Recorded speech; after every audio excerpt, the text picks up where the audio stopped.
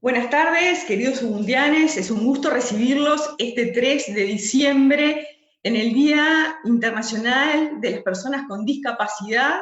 En esta ocasión estaremos hablando de la discapacidad y también de lo que sucedió esta mañana en Ruanda. Tomaremos brevemente un tiempo para lo de Ruanda y dedicaremos al Día Internacional sobre la Discapacidad, ya que hemos contado con muchas personas sordas en este simposio global Ubuntu. Entonces aprovecharemos la ocasión para darles un espacio más. En el día de hoy, en Ruanda, hubo una ponencia sobre la responsabilidad masculina en los esfuerzos para reconstruir una sociedad mejor después del COVID-19.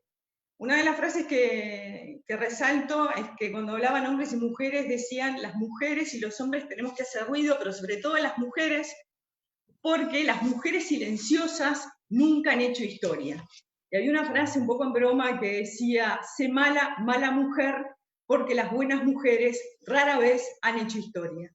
Mala no por mala, sino mala para hacerse escuchar, mala para hacerse oír, mala para provocar, conmover, hacer sentir. Y hablaba Tony Ann Brother desde Caribbean Men, Male Action Network, CARIMEN, donde ellos comentaban que han creado políticas desde hace 13 años para las buenas prácticas, trabajando con hombres y las masculinidades, teniendo en cuenta las políticas y los principios feministas. Entonces, desde ahí nos hablaron de la importancia de tener en cuenta dónde están las personas dispuestas a trabajar en masculinidades, en recomponer la sociedad, en integrarse a este movimiento, en reconocer sus beneficios. Porque también es importante saber que no todo el mundo se va a integrar al movimiento, que no es posible en este momento integrar a todo el mundo, pero que de todas formas hay que empezar a trabajar y moverse. Entonces, reconociendo que hay personas que no hay que trabajar, teniendo en claro esto, se pueden conformar alianzas activas, averiguar dónde están esos hombres dispuestos a trabajar y también cómo convocarlos, saber involucrarlos. Entonces, en este proyecto de rendición de cuentas, el Estado invita al Estado a acabar con las violencias de género. Ellos trabajan con varones que ya trabajaban en la temática desde el Estado.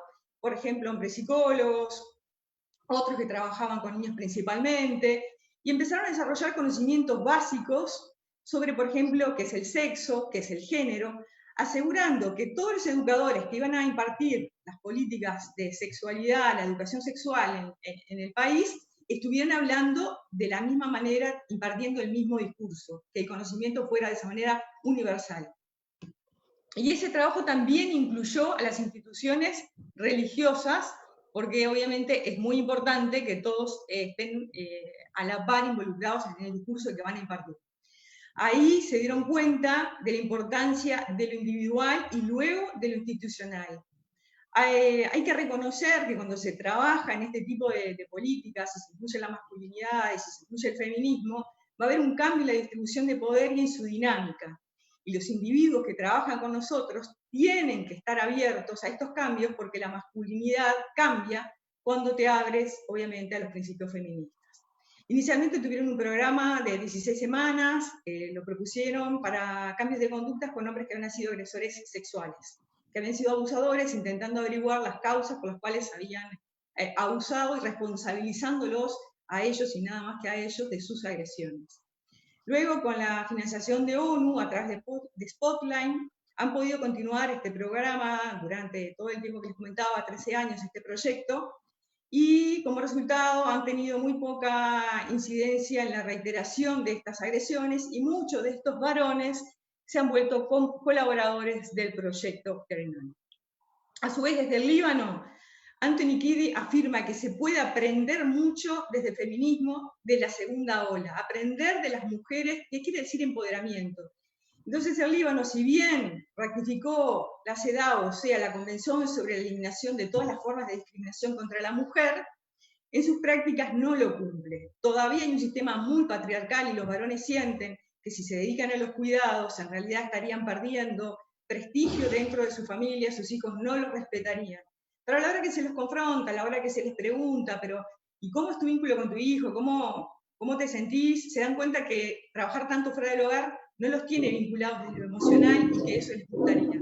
Pero reconocen que hay mucho, mucho trabajo para hacer en esa área.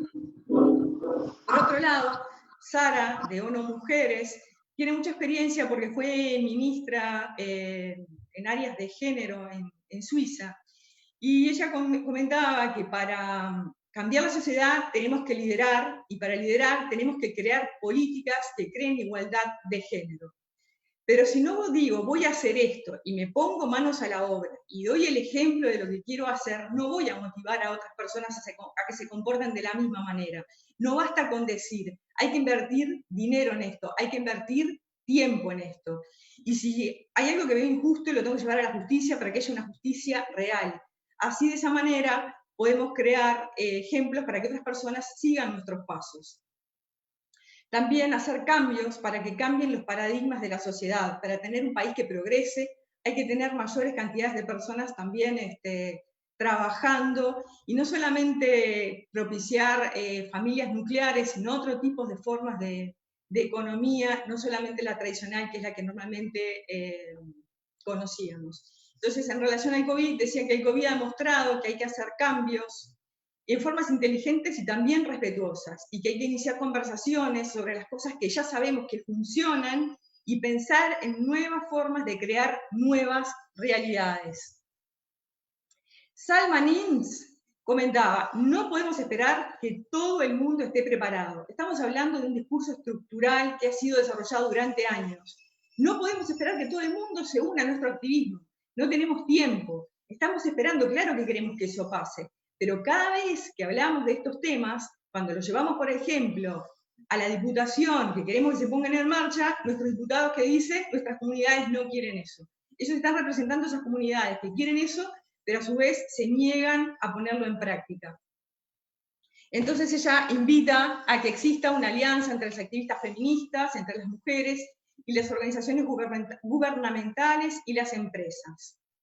En ese caso, se comenta que en su gobierno solamente invita a las mujeres al Parlamento cuando cree que se están hablando de mujeres, pero no, por ejemplo, cuando se hablan de políticas fiscales o cuando se hablan de políticas como, por ejemplo, como el divorcio u otras áreas que también involucran los derechos de las mujeres.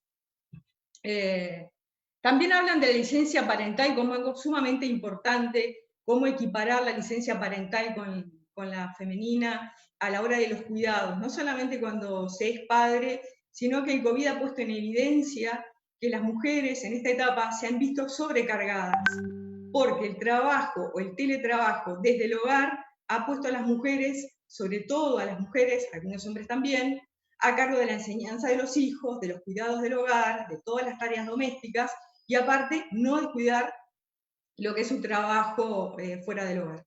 En ese sentido, invitan al Estado que las políticas de cuidado sean políticas estatales y que contemplen tanto a varones como a mujeres y un reparto equitativo de lo que sería el trabajo dentro y fuera del hogar. Por acá estaríamos dejando hoy lo que serían las políticas de cuidado. Una cosa también a resaltar es que en Estados Unidos, si bien las políticas del Estado no son igualitarias, hay empresas que sí las implementan y han visto beneficios en sus réditos, en sus ganancias. Y las personas que trabajan y los hombres que trabajan en esas empresas han logrado implementar también esas políticas, esas formas de vida en su casa, y de esta manera también han visto los beneficios. Entonces, una forma que planteaban es, no solamente hay que esperar que las cosas vengan del Estado, también las podemos trabajar desde las empresas públicas, de las empresas privadas, sobre todo de las empresas privadas, hacer conferencias, hacer charlas, hacer webinares, mostrarles otras formas, mostrarles los beneficios, e ir involucrando poco a poco a toda la sociedad. Hay empresas, por ejemplo, que tienen cero tolerancia al acoso sexual o al acoso laboral, y eso también les ha dado buenos réditos, y por eso continúan trabajando en ese sentido. Por ahora dejamos y continuamos entonces con lo que sería el Día Internacional de la Violencia Día Internacional de las Personas con Discapacidad. Les queríamos contar que en este simposio, como han visto, en todo el simposio hemos tenido intérpretes de lengua de señas internacionales. y que ha habido mesas de personas sordas. Obviamente esto no es un simposio solamente para personas sordas ni solamente para personas oyentes, sino que pretende empezar a incluir otro tipo de diversidades y que llegar a otros públicos con el conocimiento que de otra manera sería más difícil. No imposible, pero sí más difícil. Entonces, para empezar, es importante definir y aclarar algunos conceptos inherentes a las personas sordas. Una persona sorda no es siempre aquella que no escucha. La sordera es vista desde dos puntos, el punto de vista médico y el punto de vista antropológico, socioantropológico. El punto de vista médico se enfoca en la discapacidad, el déficit de la audición y su rehabilitación.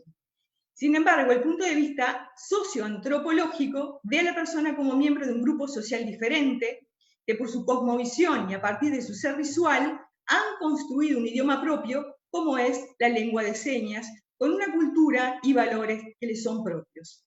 En los últimos años se ha añadido otro concepto desde el punto de vista biopsicosocial, donde la persona sorda, aunque entiende que biológicamente tiene una supresión total o parcial de su sentido auditivo, que la hace elegible para políticas públicas, sociales y culturales adaptadas para personas con discapacidad, también se perciben a sí mismas como personas pertenecientes a una comunidad lingüística diferente, con cultura sorda, historia y valores que les son propios.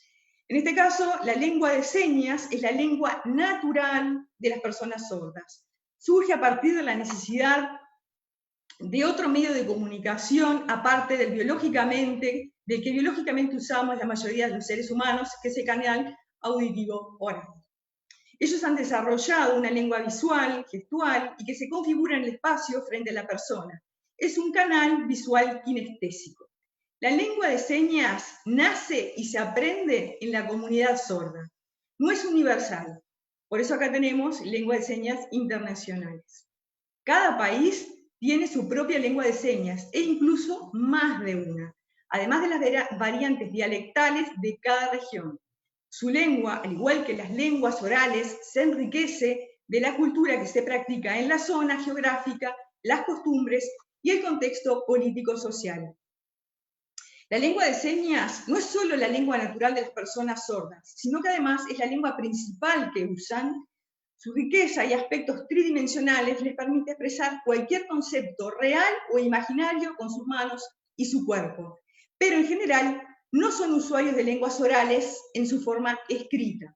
O sea, por lo general, sí, obviamente los hay gente universitaria, obviamente acceden a la lectura, pero no sería su lengua primaria.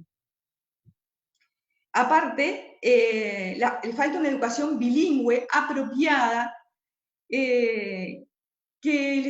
porque ellos tienen una sintaxis diferente y la lengua de señas, aparte, tiene una morfología y una pragmática totalmente diferente entre sí con la lengua que nosotros normalmente usamos. Con eso se busca aclarar que la accesibilidad para las personas sordas debe generalmente, en lo posible y en lo que piden, darse en su idioma, ya que no son usuarios de la lengua oral en su forma escrita. Bueno, hemos dicho que algunas veces sí, obviamente. De a poco les sirven los subtítulos, que se les escriba, y algunos, pero no tantos, saben leer los labios. La Organización Mundial de la Salud en 2015 calculaba que unos 360 millones de personas en el mundo tenían discapacidad auditiva. Eso equivale a un 5% de la población mundial.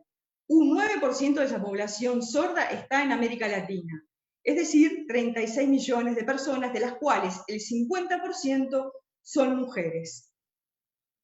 Hay una cosa que quería destacar, y es que las personas sordas pueden llegar a interponer sus intereses sobre los intereses, sobre los intereses familiares, sobre los intereses de su comunidad, a donde se sienten completamente integrados, porque muchas veces, como en su familia no se habla su lengua, se sienten discriminados, se sienten aislados. Entonces dice, las personas sordas pueden llegar a interponer los intereses de su comunidad, a los de su familia directa, con sus padres, hijos, que en su mayoría son oyentes, e incluso a su pareja oyente. Según datos aportados en 2008, el 95% de los sordos tienen familia. Esto excluye a sus parejas oyentes, y solo un 5% de los sordos son hijos de padres sordos. Esta comunidad inmersa en un sistema heteronormativo y patriarcal no escapa de las imposiciones sociales que asignan los roles específicos socialmente construidos a cada uno de los sexos. Entonces hablaremos hoy de los factores de riesgo ante la violencia femicida por parte de las mujeres sordas. Hay problemas de comunicación y menor credibilidad, porque impiden comunicar la violencia sufrida o interponer una denuncia, porque las líneas de ayuda directa son generalmente solo por teléfono, una comunicación oral, algo que ellos no pueden llevar a cabo.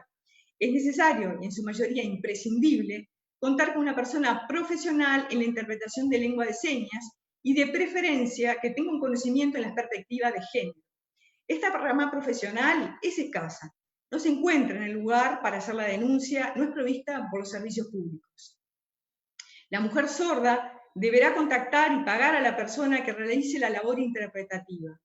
En un ataque, por ejemplo, de pánico o en un ataque donde ella sufrió una violencia, puede ser muy difícil contactar a alguien que le interprete. Por otro lado, el tiempo que tarda él o la intérprete en llegar es probable que pueda disminuir la intención de que la mujer haga esa denuncia. Y en caso de usar a sus hijos como intérpretes, los está colocando en una situación de revictimización. Como no se logra comunicar efectivamente, tiene menor credibilidad que cualquier mujer, considerando que el índice de credibilidad de las mujeres ya es bajo. Entonces hay un recorte del año 2001 donde comentan que le rebajan la condena a un agresor sexual, a un violador, por no entender lenguaje de sordos. Entonces dice, agredió sexualmente y violó a una niña sordomuda de 10 años, y a pesar de que hallaron restos de su semen en la zona anal y la zona vaginal, le rebajan la condena a 7 años porque no entendía el lenguaje de los sordos con que la niña se oponía a su agresión.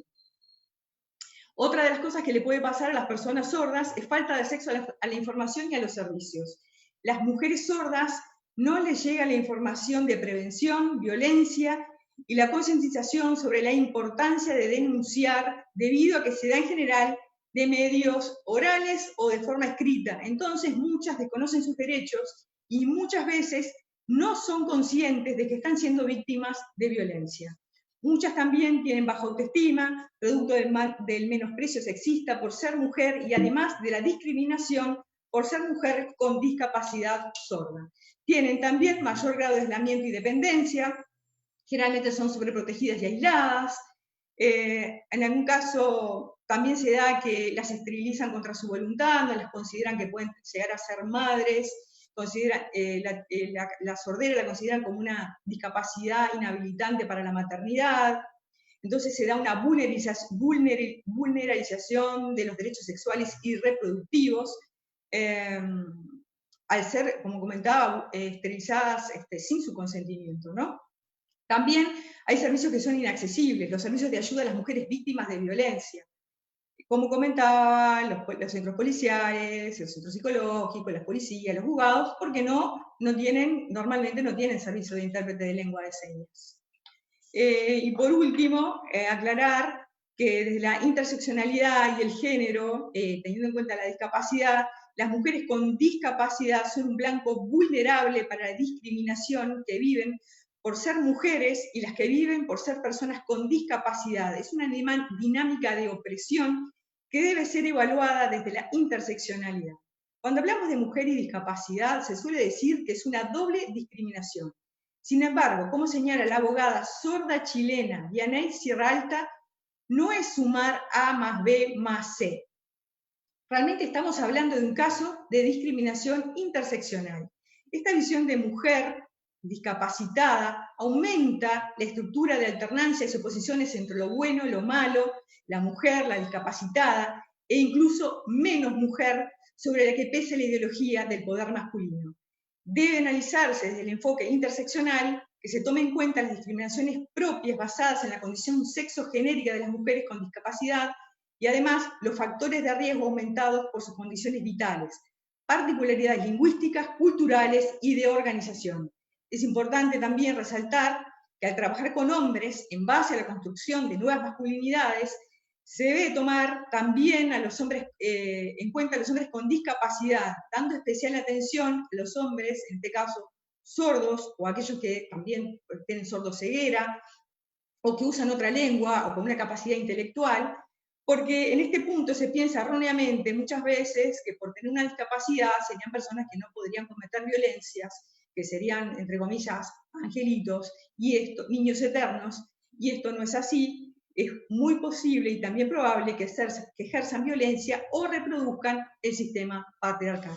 O sea, la educación, esto que estamos haciendo, es también producir conocimiento para la comunidad sorda, que de alguna manera, cuando nos contactamos con ellos por primera vez, con los intérpretes, decían, ¿habrá algún financiamiento para que esta educación, para que todo este conocimiento llegue a la comunidad sorda, que no están tan capacitados en masculinidades? Yo celebro que desde Men Engage Latinoamérica y que Men Engage Global haya incorporado a los intérpretes de lengua de señas, porque todo este conocimiento que venimos produciendo con todos los mejores conferencistas de Latinoamérica y el mundo, va a quedar disponible para una comunidad bastante amplia que antes, si bien podía leer y también podía acceder, no lo hacía con la misma accesibilidad que se lo estamos pudiendo brindar ahora. Así que gracias, esto es todo por hoy. Les mando un abrazo, agradezco nuevamente a Men Engage Latinoamérica, a Ubuntu y a Men Engage Global, y a los intérpretes y a Men Engage Uruguay por la posibilidad de estar haciendo este simposio tan enriquecedor para todos y todas. Gracias.